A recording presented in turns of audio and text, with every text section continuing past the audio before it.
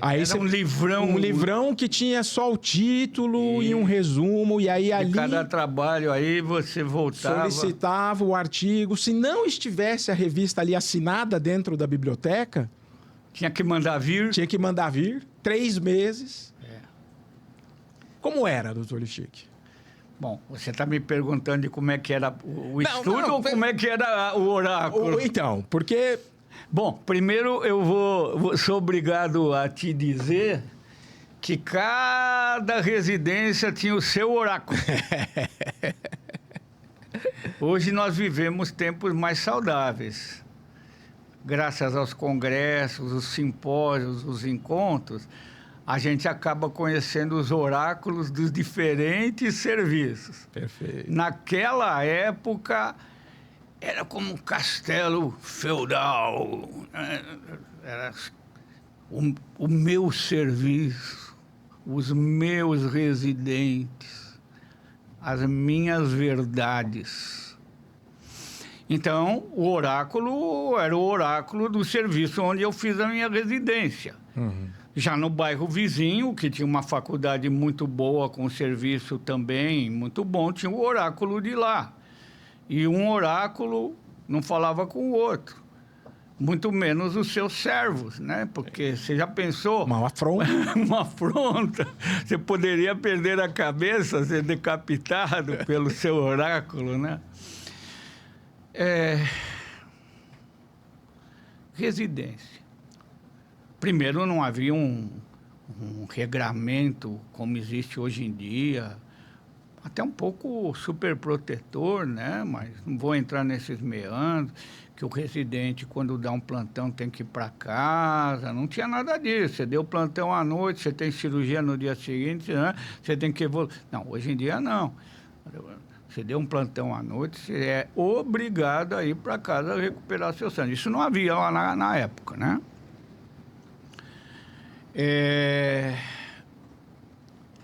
E as condutas eram aquelas que emanavam do seu chefe de serviço, daquela escola. Uhum. As escolas eram completas? Não.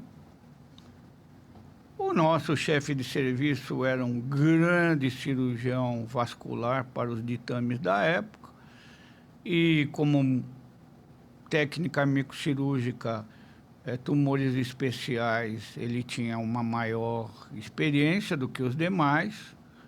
Não gostava de coluna,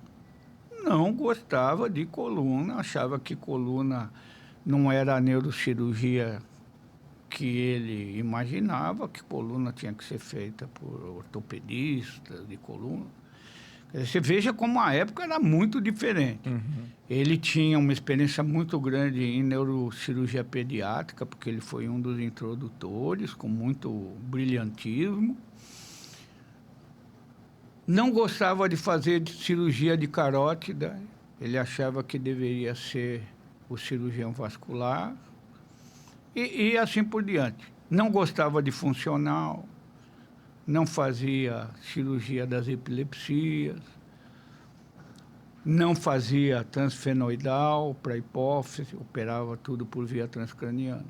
Ao mesmo tempo, na mesma cidade, a poucos minutos de distância, você tinha um outro chefe de serviço, também de um hospital universitário extremamente tradicional, mais no centro da cidade, que ele tinha vindo com uma formação de outro centro e ele operava muito bem coluna cervical por via anterior, tinha trazido a estratégia de Cloward, né, para cirurgia de coluna cervical por via anterior, operava também aneurismas, mas por uma técnica diferente da piterional, ele tinha outras vias de acesso, tinha uma postura muito boa em relação a tumores também, tinha vindo do serviço do professor Poppen, que era um paradigma naquela época. Né? Uhum.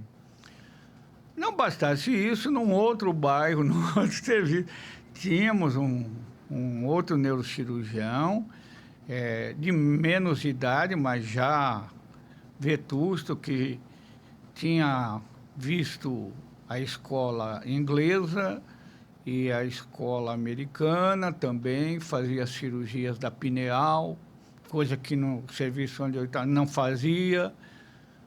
Aí você ia, por exemplo, para outras cidades, tinha outros neurocirurgiões, mas não se falavam, não se trocavam experiências. Olha, eu fiz assim, deu certo. Ah, vou tentar fazer. Não, não tinha disso. Pelo contrário, não. Isolamento, né? E havia o viés, que hoje em dia se procura evitar. Deve existir, mais ou menos, aquele viés do eu simpatizo com o teu jeito, né? Eu gosto do teu jeito ou eu não gosto do teu jeito, né? E os que eram simpáticos dentro de uma química de empatia, não por ser, não bajulação, não, mas é uma empatia, uma química, eram os queridos, né? Eu hoje, né, estou mais risonho, mas eu era um emburrado, né? Era um cara fechado, mas fechado por determinadas circunstâncias da época, não da minha índole. Então foi uma época difícil. Mas teve alguns acontecimentos, sabe, doutor Sérgio Tadeu Fernandes, que assustam por terem ocorrido. Então, eu me lembro que, na época da admissão ao serviço, o edital tinha saído lá, fechado, 2 vagas de neurocirurgia. 2 vagas de neurocirurgia. Edital é edital, né? Você tem que cumprir o edital. Um concurso público. Sim, a residência, embora tivesse essas características plenipotenciárias, era um concurso público, saía publicado no Diário Oficial, o número de vagas oferecidas saíram 2. E foi uma luta muito grande, porque na turma que estava se formando, 3 colegas, quer dizer, eu e mais 2, tínhamos vontade de fazer neurocirurgia. E ficou aquela coisa difícil, porque um tinha que ser eliminado por um critério X ou Y. E eu estava em débito com o serviço militar. Sabe que a gente era sorteado? Eu fui sorteado no primeiro ano da faculdade. Quando eu fui lá pronto para me apresentar, falaram, não, o senhor não precisa servir agora. O senhor é estudante de medicina, o senhor pode adiar até o final da faculdade e o senhor serve depois de formado como médico. É muito mais interessante para o senhor. Então, como eu tinha esse débito e tinha que quitá-lo, né? Eu fiz chegar a notícia aos meus 2 colegas concorrentes e também que eu tinha obrigação. E talvez fosse possível acomodar a situação das 2 vagas de forma que eu fosse para o Exército, aprovado, e automaticamente os outros 2 candidatos estariam admitidos. Isso apenas transferiria o problema para o ano subsequente. Se ia ser 1, 2, 3, não é verdade? Você me entendeu? Sim, entendi. Porque o senhor está aprovado, mas como não vai cursar... Eu não ocupo a vaga. Não ocupa a vaga.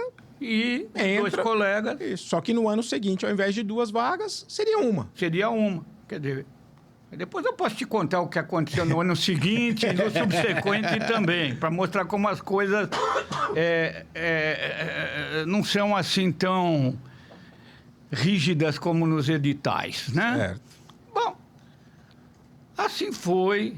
Aí, você sabe, a gente passa um período no CPUR, fazendo adaptação, aprendendo as hierarquias, os procedimentos básicos da vida militar, como prestar continência, a quem prestar continência, e assim por diante.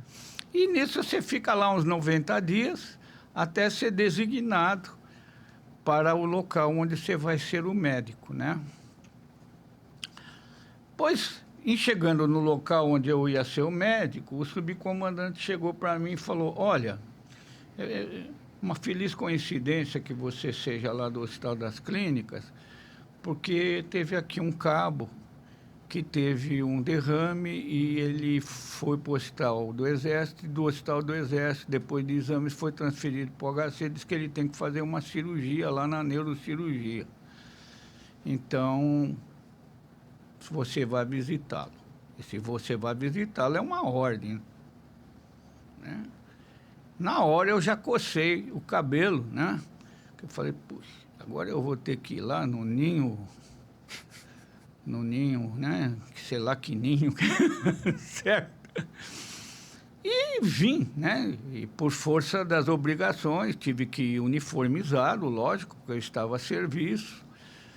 E fui, visitei o cabo, fiquei sabendo que era um aneurisma, que o nosso professor, o Oráculo, ia operá-lo, portanto, seria operado pela melhor experiência que havia em São Paulo naquela época, sem dúvida nenhuma.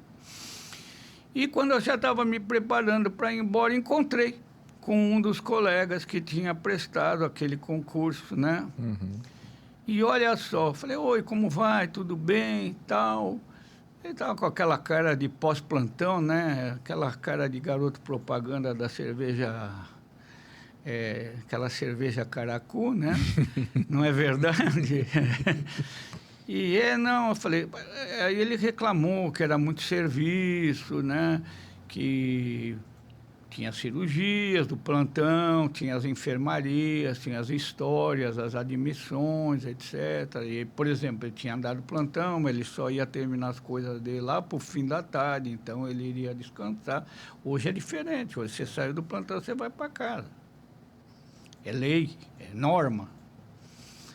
Eu falei, mas vocês estão em 2, né? Porque eram 2 vagas.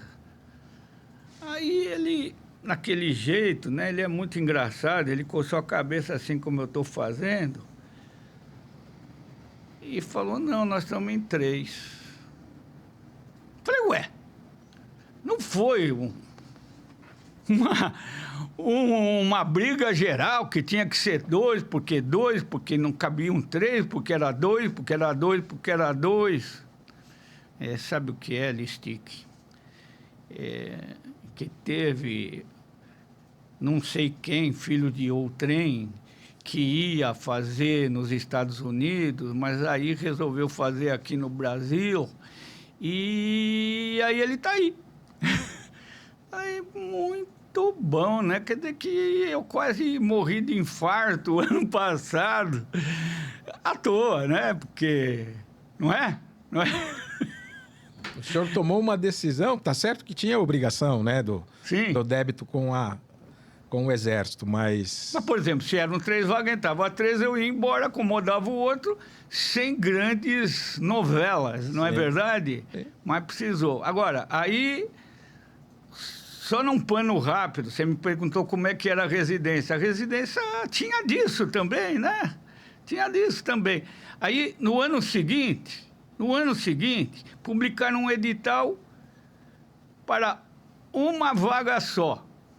Poxa. Porque seriam 2 vagas, como uma estava ocupada por mim, uma vaga só. Era para ser uma vaga só. Só que tinha um colega da faculdade e tinha outro colega de outra faculdade, muito bom, muito capaz, que tinha passado em todos os concursos. Aí foi um forró-bodó, né? Porque entrou o outro, aí o outro ficou bravo, e entrou na justiça, e papai e já enlameou todo o negócio. Então, isso sempre existiu? Sempre existiu. Sempre. Aí, no outro ano, já no 3º ano, publicaram certo. Uma vaga. Uma vaga, não tinha ninguém no Exército, estava tudo certo, tudo bonito. Aí entrou, era um colega só interessado. Ficou tudo bem. Não, mas tinham 2 interessados. Não era um, tinham 2, e um foi preterido. E ao ser preterido, foi fazer residência lá no serviço onde você foi fazer residência. Foi preterido e tal. No mês de abril, quer dizer, 4 meses depois de terminar a residência, de iniciar a residência, perdão, Eu estou lá na biblioteca fazendo um resumo de alta. O meu colega de ano falou, o fulano passou da neuroclínica para neurocirurgia. Que bom. Mas e como é que fica aquele outro que foi preterido e foi boa? Afinal de contas, era uma vaga ou duas? Era uma. Mas o outro, ótimo colega, ótimo neurocirurgião, sem dúvida nenhuma.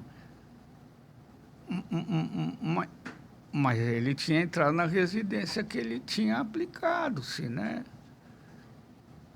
É correto você preterir um para ele ir para... E aí depois a vaga você cria... Ficou um negócio difícil. E eu pensei, durante décadas eu pensei... Posso me alongar? Não, claro, não, eu estou aqui imaginando, porque... Estou vendo que a sua boca está caindo de estupefação, né? Doutor Lichique, a gente sempre escuta histórias dessa forma, né? Mas até então são lendas, a gente não tem conhecimento. Não é de lenda, não. São crimes prescritos, a meu ver. Mas a questão... Assim, eu quando terminei a graduação, eu fiz faculdade no interior, né? Fiz faculdade na Faculdade de Medicina de Marília. E ao prestar as provas de residência em São Paulo, a gente escutava, olha, quem forma na USP, passa na USP. Quem forma na escola, passa na escola. Em Marília não tinha residência de neurocirurgia. Eu falei, bom, então eu vou ficar sem residência, porque... Se não é na minha escola... Se não é na minha escola, onde será, né? Pois é. Aí, durante muito tempo, eu pensei que isso tinha sido só naquela época, que tinha se corrigido isso.